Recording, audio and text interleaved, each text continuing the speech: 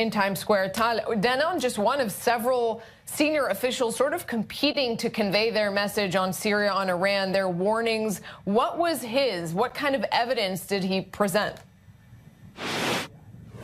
Danon presented today two different evidences to show, that they reflect and prove Iranian entrenchment in Syria and the threat that Iran in Syria poses to Israel. Now, over there at the media stakeout, before he entered the Security Council, you can see behind him there was a picture of the Iranian drone that back in February infiltrated Israeli airspace, and he compared pictures of that drone with pictures of other drones attributed also to Iran that have fallen in places like Pakistan and Syria, and they all, according to Danon, bear the same hallmark leading to Iran. Now, at the Security Council itself, Nurit Kalev, Danon presented member states with another evidence, a different evidence, and that was an aerial photo of an Iranian base in Syria, just about over 5 miles away from Damascus, the capital, and that is a recruitment base where over 80,000 extremist Shiite militants are being trained and recruited by Iran, and then from there they are assigned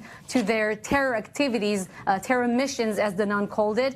The meeting itself at the Security Council, we have to say, was more focused on the Palestinian question as well as the violence along the Israel-Gaza border, but Danon somewhat shifted the discussion to be a bit more focused on Iran. He said that the threat from Hamas, Hezbollah, and also in Syria, it all leads to the same source, and that is the Iranian government. And also U.S. Ambassador to the United Nations, Nikki Haley, somewhat repeated that statement. She called out the Iranian government, saying that it's all part of Iran's overreaching efforts to destabilize the region. That's a quote, Nurit.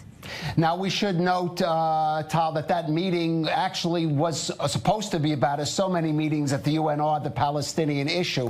What were some of the responses there from both Israel and perhaps from Ambassador Haley?